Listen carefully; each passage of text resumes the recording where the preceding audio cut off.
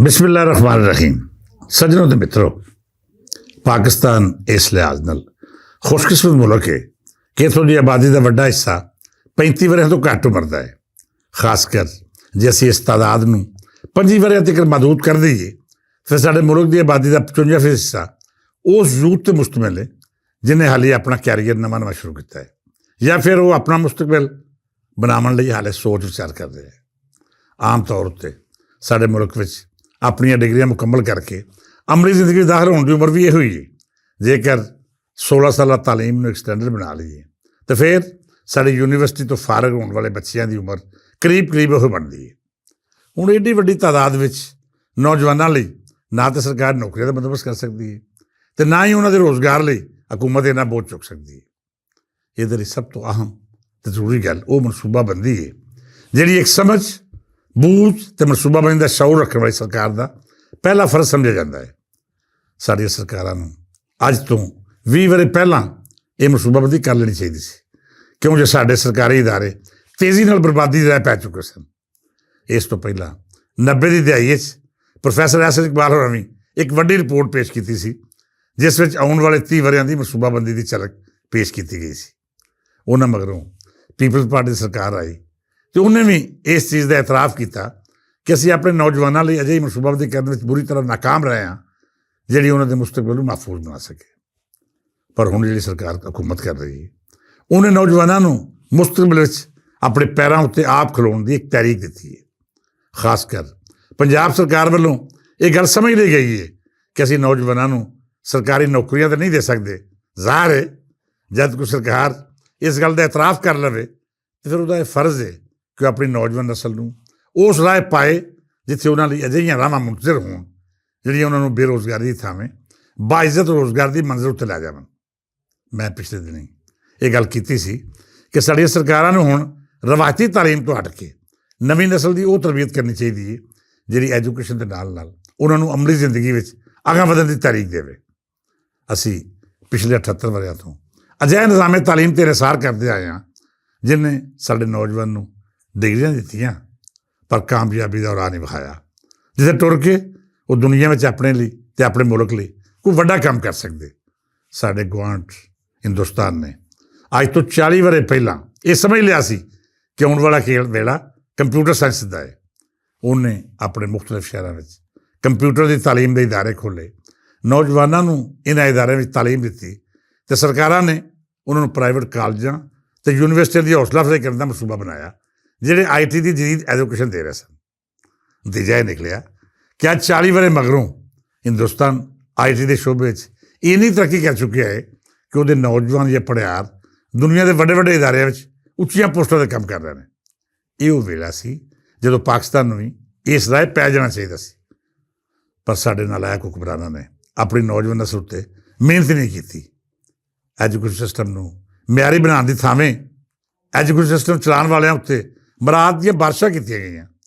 ਤੁਸੀਂ ਹੈਰਾਨ ਹੋਵੋਗੇ ਕਿ ਜਿਸ ਸ਼ੋਬੇ ਨੇ ਸਾਡਾ ਨਿਸਾਬ ਬਣਾਉਣਾ ਹੈ, ਜਿਹਨੇ ਇਸ ਨਿਸਾਬ ਨੂੰ ਜਿੱਦ ਨਾਲ ਹਮਕਾਰ ਕਰਨਾ ਹੈ, ਉਸ ਸ਼ੋਬੇ ਦੇ ਵੱਡੇ ਅਫਸਰਾਂ ਕੋਲ ਕਰੋੜਾਂ ਰੁਪਏ ਦੀਆਂ ਗੱਡੀਆਂ ਅਤੇ ਇਹਦੇ ਨਾਲ ਨਾਲ ਉਹ ਮਰਾਦ ਨੇ ਜਿਨ੍ਹਾਂ ਦਾ ਤਸੱਵਰ ਸ਼ਾਇਦ ਕੋਈ ਰਈਸ ਵੀ ਨਾ ਕਰ ਸਕੇ। ਅਤੇ ਇਹਨਾਂ ਦੇ ਕੰਮ ਦਾ ਨਤੀਜਾ ਵੇਖ ਲਵੋ ਕਿ ਅੱਜ ਤੋਂ ਕੁਝ ਵਰ੍ਹੇ ਪਹਿਲਾਂ ਤੱਕ ਸਾਡੇ ਬਾਲਾਂ ਨੂੰ ਕੰਪਿਊਟਰ ਸਾਇੰਸ ਦੇ ਨਾਂ ਉੱਤੇ ਉਹ ਤਾਲੀਮ ਦਿੱਤੀ ਜਾ ਰਹੀ ਸੀ ਜਿਹੜੀ ਦੁਨੀਆ ਨੇ 40 ਵਰ੍ਹੇ ਪਹਿਲਾਂ ਆਪਣੇ ਪਹਿਲੀ ਅਤੇ ਦੂਜੀ ਜਮਾਤ ਦੇ ਬਾਲਾਂ ਨੂੰ ਪੜ੍ਹਾਈ ਸੀ। ਸਾਡੇ ਬਾਲਾਂ ਨੇ ਪਿਛਲੇ ਸਾਲਾਂ ਤੱਕ ਇਹੋ ਐਜੂਕੇਸ਼ਨ 9ਵੀਂ ਅਤੇ 10ਵੀਂ ਜਮਾਤ ਵਿੱਚ ਪੜ੍ਹੀ।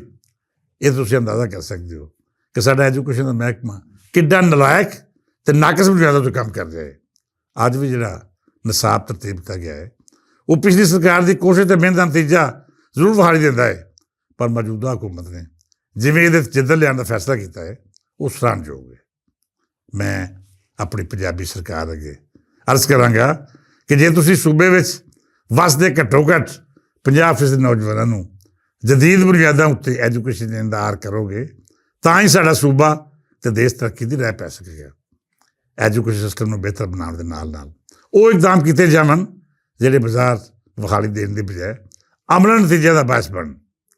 ਤੁਸੀਂ ਅੱਜ ਵੀ ਵੇਖ ਲਵੋ ਜਿਹੜੇ ਉਸਤਾਦ ਬਾਲਾਂ ਨੂੰ ਜਦੀਦ ਤਾਲੀਮ ਦੇ ਰਹੇ ਨੇ ਉਹਨਾਂ ਦਾ ਮੁਤਾਲਿਆ ਕਿੰਨਾ ਹੈ, ਉਹਨਾਂ ਦੀ ਤਰਬੀਅਤ ਲਈ ਸਾਡਾ ਮਹਿਕਮਾ ਤਾਲੀਮ ਕੀ ਕਰਦਾ ਹੈ। ਹਰ ਨਵੇਂ ਦਿਨ ਦੇ ਨਾਲ ਨਾਲ ਜਿਹੜੀ ਨਵੀਂ ਟੈਕਨੋਲੋਜੀ ਆ ਰਹੀ ਹੈ, ਕੀ ਸਾਡਾ ਸਾਇੰਸ ਦਾ ਟੀਚਰ ਉਹ ਤੋਂ ਅਗਾਂਹ ਹੈ?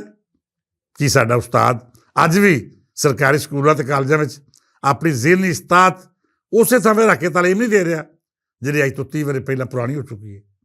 ਸਾਡੀ ਪੰਜਾਬ ਸਰਕਾਰ ਨੂੰ ਇਨਕਲਾਬੀ ਬੁਨਿਆਦਾਂ ਉੱਤੇ ਕੰਮ ਕਰਦਿਆਂ ਹੋਇਆਂ ਰਵਾਇਤੀ ਤਰੀਕਾ ਤਾਲੀਮ ਨੂੰ ਤਰਕ ਕਰਕੇ ਉਹ ਰਾਹ ਅਖਤਿਆਰ ਕਰਨੀ ਪਵੇਗੀ ਜਿੱਥੇ ਡਿਗਰੀਆਂ ਦੀ ਬਜਾਏ ਨੌਜਵਾਨਾਂ ਨੂੰ ਹੁਨਰ ਦਿੱਤਾ ਜਾਏ। ਪਿਛਲੇ ਦਿਨੀਂ ਮੇਰੇ ਇੱਕ ਸੱਜਣ ਪਿਆਰੇ ਦੱਸ ਰਹੇ ਸਨ ਕਿ ਗੂਗਲ ਸਣੇ ਕਈ ਵੱਡੀਆਂ ਕੰਪਨੀਆਂ ਜਿਹੜੀਆਂ IT ਵਿੱਚ ਕੰਮ ਕਰ ਰਹੀਆਂ ਨੇ, ਉਹਨਾਂ ਨੇ ਪੜ੍ਹਾਉਣ ਦਾ ਆਪ ਇਮਤਿਹਾਨ ਲੈਣ ਲਈ ਅਜਿਹਾ ਸਿਲਸਿਲਾ ਸ਼ੁਰੂ ਕੀਤਾ ਹੈ ਜਿਹੜਾ ਉਹਨਾਂ ਦੀ ਇਸਤਾਤ ਨਾਪਦਾ ਹੈ। ਉਹਨਾਂ ਲਈ ਸਾਡੀ ਯੂਨੀਵਰਸਿਟੀਆਂ ਦੀਆਂ ਡਿਗਰੀਆਂ ਕਾਗਜ਼ ਦੇ ਪੱਤਰ ਤੋਂ ਜ਼ਿਆਦਾ ਕੋਈ ਅਸੀਅਤ ਨਹੀਂ ਰੱਖਦੀਆਂ। ਉਹਨਾਂ ਨੇ ਆਪਣਾ ਇੱਕ ਮਿਆਰ ਤੈਅ ਕਰ ਰੱਖਿਆ ਹੈ ਜਿਹਦੇ ਉੱਤੇ ਦਰਖਾਸਤ ਦੇਣ ਵਾਲੇ ਨੂੰ ਪਰਖਦੇ ਨੇ। ਜੇਕਰ ਉਹ ਇਸ ਮਿਆਰ ਉੱਤੇ ਪੂਰਾ ਉਤਰੇ ਅਤੇ ਫਿਰ ਭਾਵੇਂ ਉਹਦੇ ਕੋਲ ਸਾਡੇ ਕਿਸੇ ਅਦਾਰੇ ਦੀ ਕੋਈ ਡਿਗਰੀ ਨਾ ਹੋਵੇ, ਉਹਨੂੰ ਨੌਕਰੀ ਦੇ ਦਿੱਤੀ ਜਾਂਦੀ ਹੈ। ਮਰੀਅਮ ਸਰਕਾਰ ਨੂੰ ਇਹਦੇ ਨਾਲ ਨਾਲ ਦੂਜੇ ਸੂਬਿਆਂ ਦੀ ਸਰਕਾਰਾਂ ਨੂੰ ਚਾਹੀਦਾ ਹੈ ਕਿ ਆਪਣੇ ਨੌਜਵਾਨਾਂ ਉੱਤੇ ਕਿਤਾਬਾਂ ਦਾ ਭਾਰ ਲੱਦਣ ਦੀ ਥਾਵੇਂ ਉਹਨਾਂ ਨੂੰ ਇਲਮ ਦੀ ਦੌਲਤ ਨਾਲ ਬਹਿਰਾਵਰ ਕਰਨ, ਤਾਂ ਜੇ ਸਾਡੇ ਮੁਲਕ ਦੀ ਅੱਧੀ ਤੋਂ ਵੱਧ ਆਬਾਦੀ ਨਾ ਤਾਂ ਰੋਜ਼ਗਾਰ ਲਈ ਸਰਕਾਰਾਂ ਵੱਲ ਵੇਖੇ ਅਤੇ ਨਾ ਹੀ ਉਹਨੂੰ ਫਿਕਰ ਖਾਏ ਕਿ ਮੈਂ ਐਜੂਕੇਸ਼ਨ ਮੁਕੰਮਲ ਕਰਨ ਮਗਰੋਂ ਕਿੰਨੀ ਦੇਰ ਤੀਕਰ ਸੜਕਾਂ ਧੱਕੇ ਖਾਣੇ ਨੇ, ਕਦ ਮੈਨੂੰ ਨੌਕਰੀ ਲੱਭਣੀ ਹੈ ਅਤੇ ਕਦ ਮੈਂ ਆਪਣੇ ਘਰ ਵਾਲਿਆਂ ਦਾ ਬਾਂਬੇਲੀ ਬਣਨਾ ਹੈ। ਸੱਜਣੋ ਅਤੇ ਮਿੱਤਰੋ, ਸਾਡੇ ਮੁਲਕ ਦੀ ਇੱਕ ਵੱਡੀ ਆਬਾਦੀ ਜਿਹੜੀ ਨੌਜਵਾਨਾਂ ਉੱਤੇ ਮੁਸ਼ਤਮਿਲ ਹੈ, ਇਸ ਦੀ ਤਰਬੀਅਤ ਨਾ ਕੀਤੀ ਗਈ ਅਤੇ ਇਹੋ ਆਬਾਦੀ ਸਾਡੇ ਲਈ ਖਤਰਾ ਬਣ ਜਾਏਗੀ। ਨੌਜਵਾਨ ਉਸ ਰਾਹ ਪੈ ਜਾਣਗੇ ਜਿਹੜੀ ਉਹਨੂੰ ਗੁੰਮਰਾਹ ਕਰ ਦੇਵੇਗੀ। ਇਸ ਨੌਜਵਾਨ ਨਸਲ ਲਈ ਸਰਕਾਰਾਂ ਨੂੰ ਹਰ ਸਾਲ ਨਵੀਂ ਮਨਸੂਬਾਬੰਦੀ ਨਾਲ ਸਰਮਾਇਆਕਾਰੀ ਕਰਨ ਦੀ ਲੋੜ ਹੈ।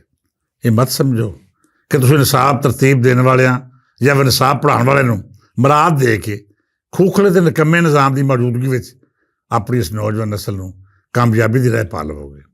ਤੁਹਾਨੂੰ ਇੱਕ ਸਿਸਟਮ ਬਣਾਉਣਾ ਪਵੇਗਾ ਜਿਹੜਾ ਸਿਸਟਮ ਦੁਨੀਆ ਦੇ ਮੁਤਾਬਕ ਆਪਣੀ ਯੂਥ ਨੂੰ ਇਸਤੇਮਾਲ ਵਿੱਚ ਲਿਆਵੇ, ਉਹਨੂੰ ਡਿਗਰੀਆਂ ਦੀ ਥਾਵੇਂ ਅਜਿਹਾ ਖਾਬ ਦੇਵੇ ਜਿਹਨਾਂ ਦੀਆਂ ਤਾਬੀਰਾਂ ਉਹਨੂੰ ਰੋਸ਼ਨ ਮੁਸਤਕਬਲ ਵੱਲ ਲੈ ਜਾਵਣ। ਮੈਂ ਉਮੀਦ ਕਰਦਾ ਹਾਂ ਕਿ ਮਰੀਅਮ ਸਰਕਾਰ ਮੇਰੀ ਇਹਨਾਂ ਤਜਾਵੀਜ਼ 'ਤੇ ਗੌਰ ਕਰੇਗੀ, ਨੌਜਵਾਨ ਨਸਲ ਨੂੰ ਬਿਹਤਰ ਤਰੀਕੇ ਨਾਲ ਐਜੂਕੇਟ ਕਰੇਗੀ ਅਤੇ ਬਸੀਦਾ ਨਿਜ਼ਾਮ ਤੋਂ ਉਹਨਾਂ ਦੀ ਜਾਨ ਛੁਡਾ ਕੇ ਅਮਲੀ ਤਾਲੀਮ ਦਾ ਪ੍ਰਬੰਧ ਕਰੇਗੀ। ਇਸ ਦੁਆ ਨਾਲ ਇਜਾਜ਼ਤ ਦਿਓ ਕਿ ਸਾਡੀ ਨੌਜਵਾਨ ਨਸਲ ਸਾਡੀਆਂ ਉਮੀਦਾਂ ਅਤੇ ਆਸਾਂ 'ਤੇ ਪੂਰੀ ਉਤਰੇ।